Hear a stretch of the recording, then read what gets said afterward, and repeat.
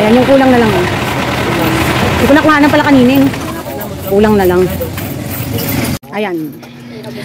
Ha? Mas makalaman ako, hindi mo nakakawa kami ng lang. Sana nga. Sige guys. Yung kulang na lang, kumuha tayo ng, ilan ba nakuha ko kanina? 15 case. 15 case. Tapos, yun lang. Saka mga kasalo, ganyan. Hindi ko na nakuha ng guys kanina.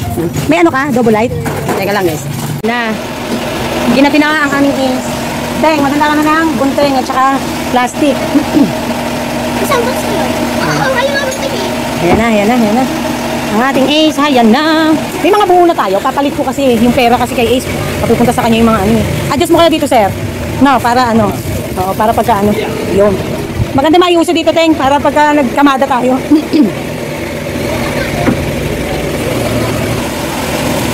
Okay, 2, 4, 6, 16. Kompleto yung order. 16 bucks so far. Paalang yan. 21? Apat pa. May palit tayong stick, Teng. 10 pieces, ma'am. Oh.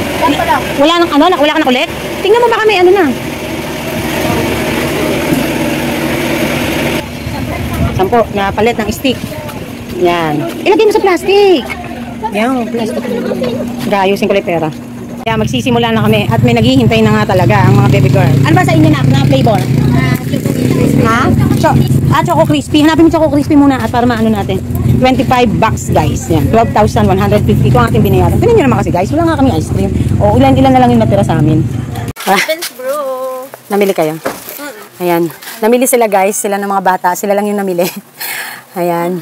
For chicheria. And then, ano to? Ilang ano? How many sacks? Oh, I hold this. Halala, mahulog daddy. Ikaw, mahulog. Ayun. Ayan. 20 sacks of rice. 20. 6 ano, Victoria. Sir. Ayan. Wow, it's heavy. Duh. The van is going so slow. It's not going slow, it's just, you can feel the weight. Feel the weight, ayan. Alis dyan ka. So, yan na lang po yung natira naming bigas. Ha? Yung kaya? Wow. Tangkad ni Kaw-Kaw eh. She's not even struggling. Yeah. Kasi she's big. So I said she's got Thank my customer. At least you have the idea what we're going through kapag nag-aano kami. Oh. Ayaw mo nga rito eh. Hug the right. Nakakatawa lang sila guys kasi talagang nagbabanding sila. Okay na? Okay na Macho Man? Macho Man, okay na? Ayan, hi guys, Mami Park is here. And in today's video guys ay kasi kahapon para mabura ko na rin yung ibang records ko sa video, siningit ko na yung ating driving lesson. So mamaya magda-driving lesson ako ulit. Try ko kung masisingit ko siya sa ibang vlog, no? So yung mga iba munang mga caption ng update sa atin, yan muna ang pinang intro ko. But today ay sasagot po tayo ng mga comment. At sasagutin po natin yung mga concerns nyo. So ito po ay base lamang po sa akin, experiences ko, pag-aaral ko, at sa tingin ko ay mas makakabuti. So nasa sa inyo pa rin po ang desisyon, dahil lalo na't usaping pag-utang po ito. Nabanggit ko po kasi nung mga nakaraang video ko, yung tungkol po sa plano kong pag-renew ng aking inutang sa bangko, sa isang institution, not institution, sa isang institution ba yun? Sa isang subsidiary ba or sister company ng BPI, which is the Bangko ang pangalan. So hindi ko sila pinopromote guys. Ang tagal na po ng nanay ko doon at ako po. Pero hindi po namin siya pinopromote. Unang-una, hindi naman kasi more of personal po kasi ang nautang namin doon. Tulad ko po, personal ko po ginamit. At net income po ang pinambayad ko. So hindi po siya related to negosyo. However, nabanggit ko po iyan nung mga nakaraan. It is because net income ang ginamit ko. At kasi po, di ba, nag-avail tayo ng property at biglaan po ang naging desisyon. So, I want to clarify again and again, ha? Ngayon, may mga interested, may mga nagtatanong, paano ba makautang ng kung mababa ba o mataas ba or whatsoever ba. Minsan, naguguluhan ako sa mga comments kung paano ko sasagutin kasi magulo din ang tanong. No? But syempre magbasa tayo along the way ng mga comments natin at pagnilayan at pag-usapan natin ito. So ayan guys, basahin natin yung tanong ni Ma'am Christine Padilla Christine, 1K-IK 8 UK, no? One day ago, doon sa aking vlog na kahit maganda ang October sales, nag-SWOT analysis pa rin ng Mommy Park. Kasi nga, yun nga, no? Marami pa din ang hindi ko na ipoprovide sa mga customers. Nauubusan pa din ako, nagagalaw na pati buffer stocks ko, pati buffer funds ko, nagagalaw na kasi nga kailangan nga na magpuno, nagiging mabili. Now, eto po yung tanong ni Ma'am Christine. Honestly speaking, ang gulo po ng tanong ni Ma'am. Pero dahil ako ay marunong makakapa, bibigyan ko po kayo ng pag-aanalisa tungkol dito. Makinigan lahat, no? Lalo na sa mga mahilig mangutang dyan. Makinig po kayong mabuti. Sabi niya, "Hi, Mommy Park. Hindi ko pa man lahat napapanood ang mga video mo, pero ang dami kong natututunan. Nakapag-take note na nga po ako. Itatanong ko lang, kung maglo-loan po, pandagdag puhunan, alin po ang advisable loan na medyo malaki or maliit lang? Na alam naman pong 80% mabenta if maraming stocks. Hope po na makapag-video po kayo. Abangan ko po. Salamat, Mommy Park, and good luck." So, naguguluhan ako talaga doon sa kanyang tanong. However, eto, kung ang pinupunto nyo po ay ilalaan nyo po ang balak nyong i-loan sa 80% na mabenta na items, wala pong masama doon. Maganda nga po yun. Kasi nagkaroon na po kayo ng analysis, nagkaroon na po kayo ng pag-aaral na nasa 80% ang maraming stock na mabenta. So, ibig sabihin, meron itong good problem. Kasi ang taas 80% ng inyong items na mabenta, ibig sabihin halos lahat ng items. Now, you're seeking for additional capital. I know, that is what you are trying to say here. Magulo lang po kayong magtanong sa totoo lang. Now, ano ba ang loan na medyo malaki or maliit lang naman? So, alam nyo po, ang paglo-loan ay depende po sa hanap buhay nyo. Kasi dadaan po kayo sa pag-iimbestiga. I-CCI po kayo kung yung tinatawag bago po kayo maaprubahan. I-CCI po ang kapasidad ng hanap buhay nyo.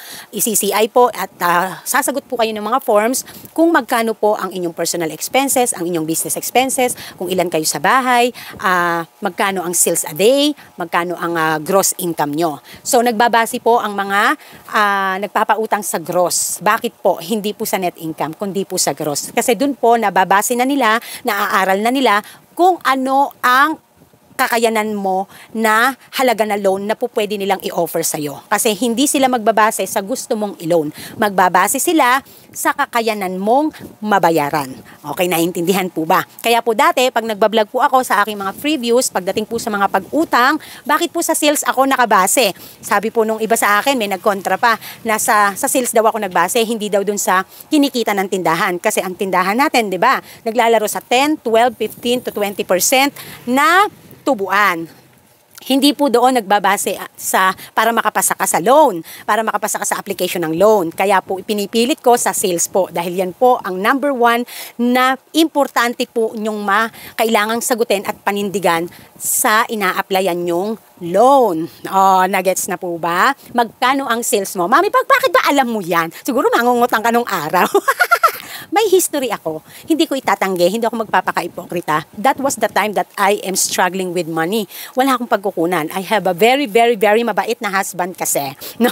Doon sa mga nakakaalam ng The Design is Very ko, naiintindihan yan. Why?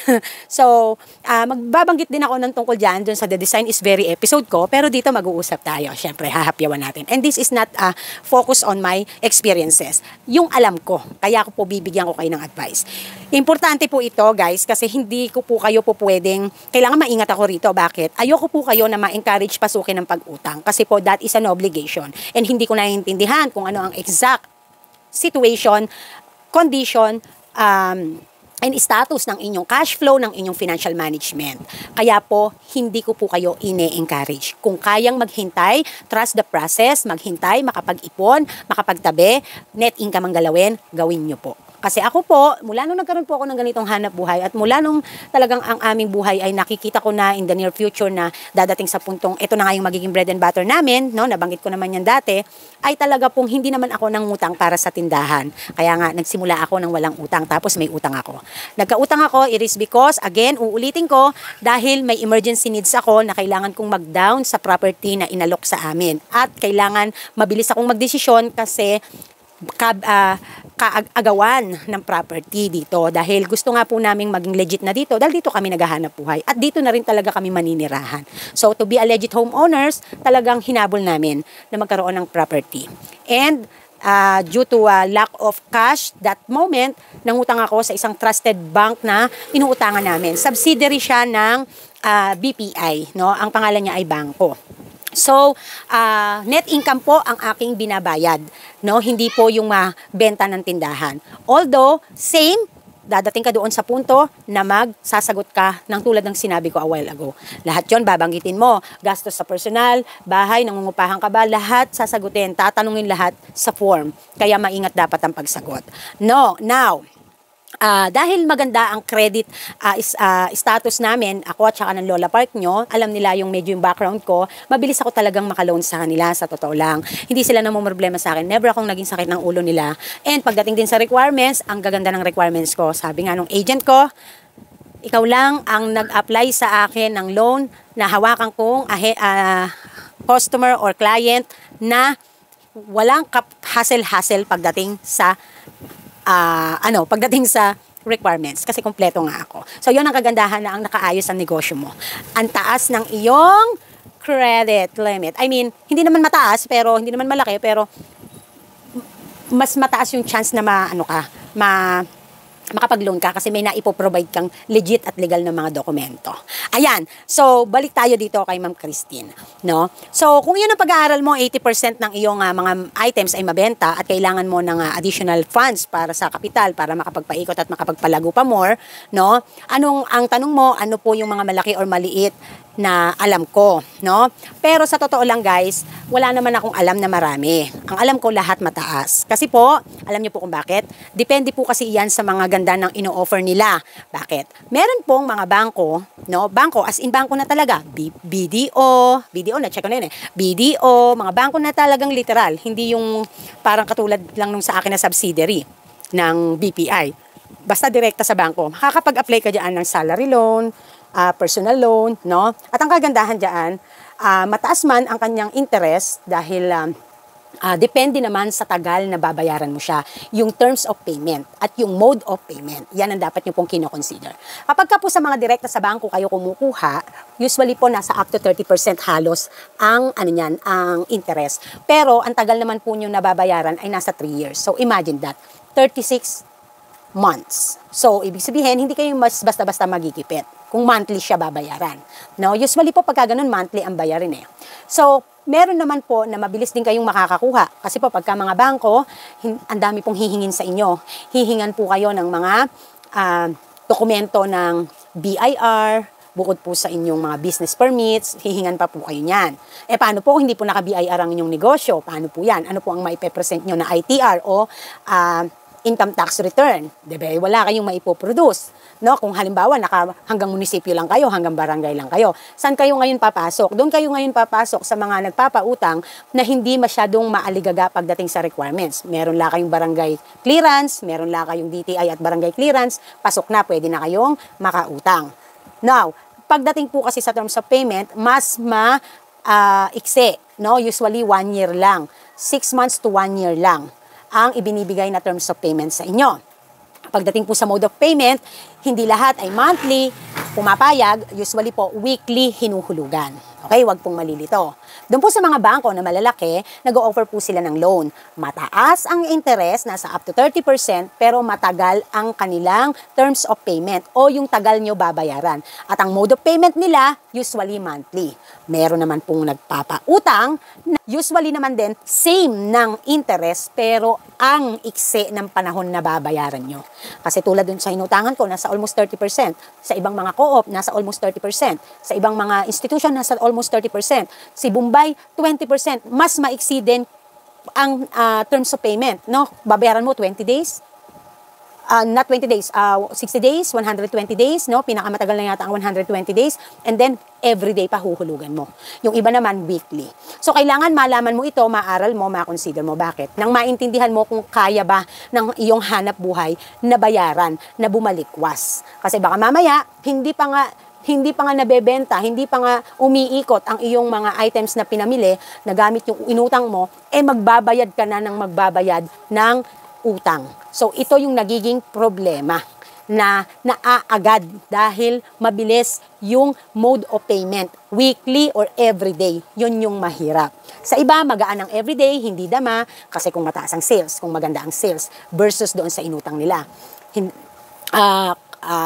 Kaya kung baga ba, for me, dapat inaaral nyo muna to, no? So, yun lang yung pinaka maaano ko sa inyo. Now, bibigyan ko kayo ng halimbawa, no? Para makapag-decide kayo at makapagkaroon kayo ng analyzation. Halimbawa ako, allowed akong, nag-renew ako halimbawa at gagamitin ko na sa negosyo, yung 80K na po pwede kong renewin. Halimbawa lang halimbawa. Magpakatotoo tayo dito, huwag tayong magpakaano. Pwede ko siyang renewin. Guys, ang aking pong sales everyday ay nasa around 20 hanggang 30 hanggang 35,000 a day. Hindi laging ganon, pero mas madalas ganon. So, ibig sabihin, yung 80K sa 3 araw lang, sa 2 araw, sa 3 araw, kayang-kaya ko na siyang maging sales. Kung tutuusin nga bakit kailangan ko pang mangutang? Hindi ko na kailangan mangutang sa totoo lang. Kasi pwede naman akong maghintay. Ang kino-consider ko lang para ma-convince akong i-renew siya ay dahil malapit na yung December. I need extra funds kasi wala naman akong extra funds na mahuhugot. Wala nang trabaho, daddy nyo. In-all out na namin doon sa aming sasakyan. May mga properties pa kami binabayaran. But pwedeng hindi ako mag-renew, pwedeng mag-renew ako. At hindi ko siya madadama. Mapapalago ko pa. Why? Kasi po, yung 80,000 po, kung ako po sa araw-araw, within 3 days lang po or within 2 days, nasa 60K, 60 something ang akin pong mga purchases. Bakit po? Paano ko po yan nasabi? Guys, yung purchases ko po, eto yung bawat ganito po, katumbas niyan ay 2 days, katumbas. So, ang October 1 or 2 or 2 or 3 ay nag 43,927 purchases na po ako. Included na po dyan ang ahente, lahat po ng mga purchases ko nandyan na. So, within 2 days lang yan. Yung next naman po, nag 39,592. May mga days po dito na nasa 70,000. May mga days po dito na nasa 65. So, ibig sabihin, ang purchasing power ko talaga ay mataas. Within 2 days lang, 3. So, kung yung 80K po na yan, sa totoo lang, halos 4 na araw ko lang po iyan na purchases. So, sa isang linggo po, yung 80K po na iyan, kung babasihan ko po, madedispose ko po iyan, pagka itinurn ko na siya as items, madedispose ko po agad yan. At makakapaikot at mas makakatubo. Kaya nga po, hindi sa pagyayabang na hindi ko siya dama. Hindi ko nga siya dama nung net income na yung pinambabayad ko nung umutang akong una. Kung gagamitin ko pa lalo sa negosyo, hindi ko siya talaga dama. Pwede nga within 3 months lang babayaran ko Marerenew ko siya ulit. Sa totoo lang po, no? But, the thing is, eto po yung ano ko doon. The thing is, nanginayang ako sa tubo. Diba? Although, yung tubo, kayang-kayang i-compensate. Kasi po, mas tutubo ako ng mas malaki kaysa doon sa tutubuin nila sa akin. Yun po ang totoo. Mas tutubo po ako sa 80K kaysa po doon yung sa nagpautang sa akin. Gagamitin ko lamang kung pandagdag yung pera. So kung ganyan po ang sitwasyon nyo sa katulad ko, mas may guts po kayo na umutang. Ako nga, may guts akong umutang hindi ko ginagawa. Bakit? Kasi ayoko siyang maging habit. Ayoko siyang makasanayan. Although makakatulong siya. No? Good thing na nga lang talaga ang aking PMFTC. Isipin nyo, PMFTC ko at saka 14M. No? Every 2 beses silang pumupunta sa akin in a month. Magkano binabayaran ko kay PMFTC? Nasa around 40,000, 37,000, 35,000, 36,000. Second, ano lang yon, 2 weeks lang yon. No? In a month, nasa 60 to 70K in a month. Imagine po that. Nababayaran nyo ng tindahan. Si PMFTC pa lang yon. Hindi pa kasama si 14M doon na meron na akong consignment. Si 14M nasa magkano? 40,000. Oh. So, kumbaga ba po, pag mataas po talaga ang ganda ng takbo at ng sales nyo, maganda ring mangutang para maano yung ano nyo. Kaya lang, kung mabili naman, mag-focus na lang kayo sa fast moving at magpaikot kayo. Walang problema doon. So, yun lang po yung gusto kong sa inyo. Hindi ko po kayo ini-encourage. Marami po na po pwedeng mautangan. Pero as much as possible, I don't like you guys to encourage na mangutang. Kung 80% po ang mabenta sa kung maraming stock, mag-focus po kayo sa fast moving. Bawasan nyo yung iba na budget. Tamang allocation lang po iyan, guys. Sabi ko nga po sa inyo, nagpalaki ako po dito na kung ano lang ang resources ko, yun lang. Yun lang ang inaano ko. Kasi, ang iniiwasan po natin dito is nakakommit po kayo ng obligations. Maaari po kayong makulong, mapahiya, masira ang pangalan nyo kapag hindi po kayo nakakomply or hindi nyo po sa una magiging good payer kayo o papaano. So kaya kailangan kapag ka pumapasok sa ganitong desisyon ay talagang titingnan ang sitwasyon ng tindahan. Nagigets po ba guys? Nagigets po ba? So yun lamang po Ma'am Christine Padilla, no? Aralin po munang mabuti. So, meron bang specific Mami Park na sales para makautang ka ng ganitong ano? Ang 10,000, pagka po kayo ay nagsisale ng 5,000 pataas, pwede po kayong makautang ng mga 10,000 to 15,000. Kapag ka po, hindi ko na po i-explain why. Basta yun po. No, yan po ay for weekly, ano po yan ha? For weekly payment. Kapag ka po bumibenta po kayo ng 2,000 hanggang 5,000, 10,000 to 15,000 pwede pa rin. No? Pero medyo basta kung bumebenta a day ha ng 2,000 hanggang 5,000. Pag naman po bumebenta po kayo ng 15,000 to 20,000 a day, pwede po kayong makapangutang ng 100 pataas. Sa totoo lang po. But again, hindi natin to ine-encourage. Hindi natin kayo binubuyo. Kasi kailangan mataas ang pag-aaral sa sitwasyon na dapat pataas ang demand at kaya nyo dinidesisyonan yan na magkaroon ng additional capital dahil napakataas ng demand. Hindi yung ang pag-aaral nyo ay marami sanang benta kung kumpleto kayo. Kasi alam nyo po bukang bakit? Eto ha, pinakaki. Dapat ang mindset nyo bago kayo umutang, napakataas ng demand. Kaya kailangan nyong dagdagan ang kapital. Hindi kasi tumataas ang sales dahil kulang sa puhunan. Yun po ang napakamaling mindset. Kaya madami ang naliligaw. Bakit po? Bakit po nasabi ng Mami Park? Maliit man ang puhunan nyo, malalaman yung mataas ang demand dahil hanap ng hanap ang inyong mga customer. Pero kung ang thinking nyo po ay dahil siguro kung marami akong paninda at baka tumaas ang sales ko. Kailangan nandun muna yung demand bago nyo mo sabihin pwede na kayong mangutang. Kasi yung iba, hindi pa nga nagpapakitang gilas yung sales ng tindahan, ang thinking agad, nag-jump agad into conclusion na siguro kaya hindi konti ang sales ko kasi hindi ako kompleto, marami akong ano. Yes, true, that is true. But in my case kasi guys, iba ang pag-aaral ko pagdating diyan. Tumataas yung demand sa mga existing products na fast moving ko. Kaya kailangan ko siyang i-stretch. Alam ko na. Ibig sabihin, mangutang man ako ngayon, may kapupuntahan na siya, madedispose siya. Ikay maniniwala, within less than 1 week, madedispose yung ibibili sa 80K kung sakali. Yun, napakataas ng rate. Pero kung sa inyo, nangangapa pa po kayo at sasabihin nyo lang, nag-jump into conclusion na kayo agad, na dahil baka konti ang puhunan nyo at konti ang items nyo, kaya hindi kayo mabilan, ay mali. Dapat ang thinking, nagde-demand na ang mga customers, mataas ang demand, saka kayo kailangan na mangutang. Yun po dapat ang mindset, yun dapat ang thinking, yun dapat ang conclusion. Okay? So, nagets po ba? Baka hindi nagets, ha? Nako, hindi ko na ulitin. So, yun lang po, Ma'am Christine. But, para sa'yo, kung nakita mong 80% na mabentang items, maganda yan. Yun lang masasabi ko, maganda po yung ano nyo na yan. No? So, sana nagkaroon po ng idea, no? Ayan. Next naman po ay mag-shoutout po tayo. Wow, 17 to. Tingnan natin kung kakayanin ng oras. Glenn Maltez, ayan, Mami Park, siya din daw tumatanggap ng lumang pera. Tapos, binabangko din niya. So, ako nga last time, 2 beses na akong nagbangko ng mga lumang pera na naipon namin. Lori 1499, baka pwedeng maging shareholder yung Mami Park. Nagtawa na kami last night ni Daddy Park tungkol dito sa comment ni Ma'am Lori. Kasi nga, sabi nga ni Ma'am Lori, nag-joke, nag-char, magkano daw ba kailangan ko? And sabi ko, 300,000. At least nga, 500,000 sana. Solve ako doon. However, hindi ako makasagot dito. Tawa ako ng tawa. Sabi ko, Daddy, pag shoutout ko si Ma'am Lori, ano yung sasagot ko? Sabi ko, it's a family business.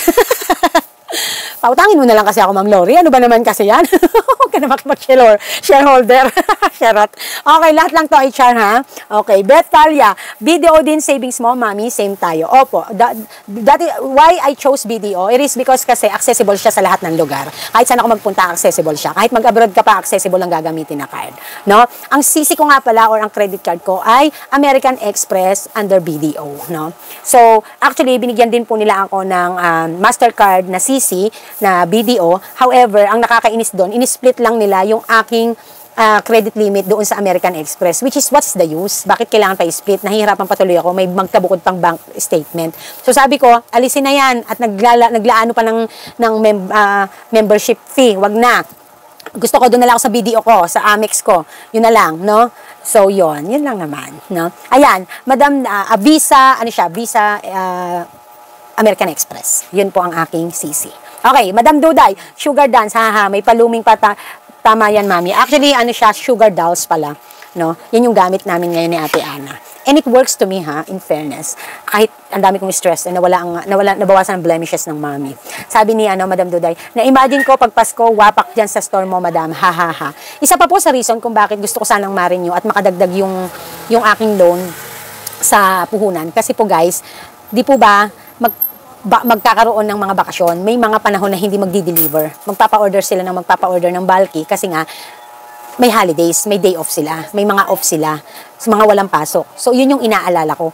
Hindi katulad nung normal na buwan na kahit hindi ako kumuha ng marami ngayon, since babalik naman sila ng ganitong araw, ganitong date, hindi ako nagwo-worry. Hindi katulad ng December, magpapa-order sa'yo ng marami kasi nga hindi nga sila magdi-deliver sa mga panahon ng holidays. So yun po yung doon.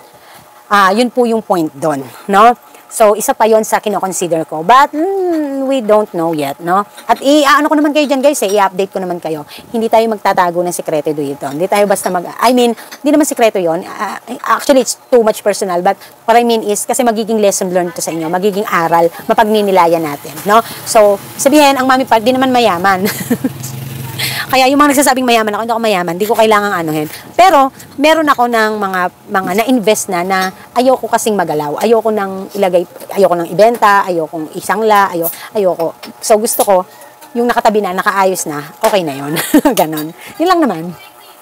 So, kaya sabi naman ni Ma'am Winnie, kaya nga Mami Park, ang dami nagmamadali, kaya nangungutang. Kaya in the end, umpisa pa lang ng business, lugi na kasi, nabaon na sa utang. Ayun. Alisor. Si Alisor po, sa kanya galing yung ating topic na wag mangutang kung ang negosyo ay nasa trial and error method pa. Sabi niya, thank you Mami Park sa pagpansin ng comment. Tama po kayo, Mami Park. Nagsimula din talaga sa utang ang puhunan ko. At napalago ko talaga siya. Kaya lang, nagkamali siguro ako kasi humakbang ako sa malaki. Kasi nga, sinusubukan ko. Kaso talagang medyo struggle. Pero nakakaraos naman. So meaning, sa sitwasyon ng tindahan, di pa niya kaya yung ganong kalaki na loan. Kung uutang man doon siguro, di na gaya ng last transaction or stop na talaga. Yung ang natutunan ko this time, okay po naman ang laman ng tindahan ko, now I know, may raraos ko siya. Laban lang, Mami, fighting lang, So, trust the process, magpaikot ka muli, tigilan muna. Medyo allergic ka ngayon sa utang. Anihin muna, iwasan mo muna na unahin muna na makapagpalago ng sariling pera lang ni store. Hayaan mo siyang magpakitang gilas. Kasi baka mamaya, mamaya kasi malagay ka sa alanganin. Ang mahirap niyan, mawalan ka ng hanap buhay, na iwanan ka pa ng utang. Wag naman, hindi natin hinihiling yun. Pero yun nga yung dapat nating iwasan. Kaya ngayon pa lang dapat may pagkatuto na. Chadwick, sabi niya, thank you sa insight. Di pa pala nagtatanggap ang karamihan ng store ng credit card. Actually, nawala ata ang isa ko pang comment. Naisip ko nga, baka cash lagi ang transaction mo. May group kasi sa FB, they share paano ma-utilize sa negosyo ang CC from credit to cash. Yung may interest pero di naman malaki. Good luck and God bless. Actually po, ang card ko, pwede po akong mag-cash ng 14 or 15,000. Ang kaso naman, feeling ko, bakit pa ako magkikredit ng ganun? Mabilis naman siyang ma-produce sa sales ng tindahan. Kaya hindi ko rin po siya talaga ginagawa.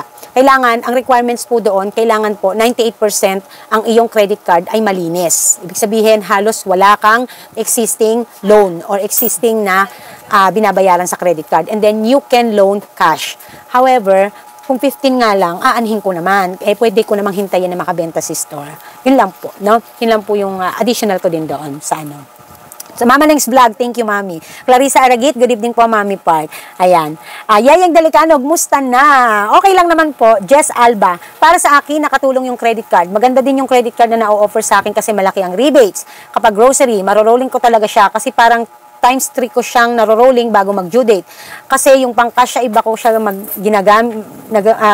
yung kasya iba ko siya magamit. Halimbawa sa sigarilyo, alak, at yung sa palengkeng mabibili. Nakatulong po talaga siya, lalo na sa mga fast moving, nakakabili po talaga ako ng marami. Again, ulitin ko sa akin naman pong sitwasyon, hindi ko po siya gustong gamitin kay Pure Gold. Dahil si Pure Gold lang po so far ko siya magagamit sa mga tinatangkilik kong supplier. So kaya po, hindi po talaga siya sa akin working basta-basta. Nagamit ko siya nung bonggang-bongga. Nung bumili ko ng maraming kape, nakahiram ako ng 10,000 sa credit card.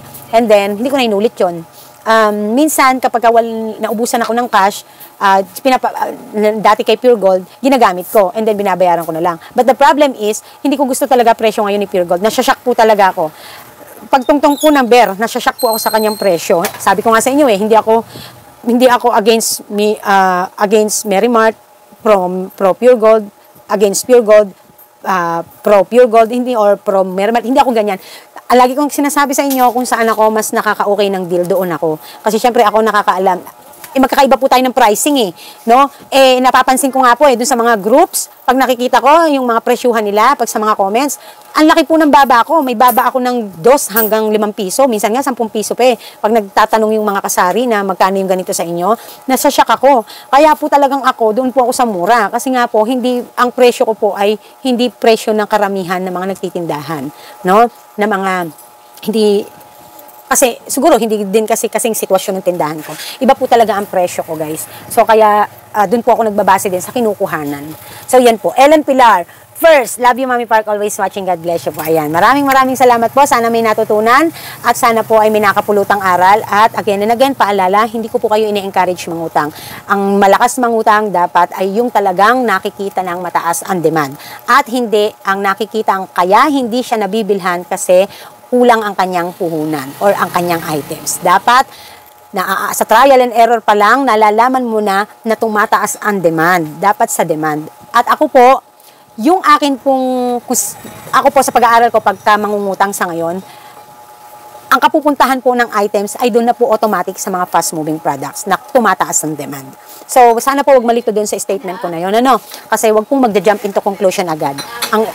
Pinapaano ko po kayo dito kasi gusto ko po maintindihan nyo na ayoko kayong masabak sa obligasyon ng nasa alanganin pa ang inyong hanap buhay. So, this is Mami Park and this is Team Park. Fighting! Bye!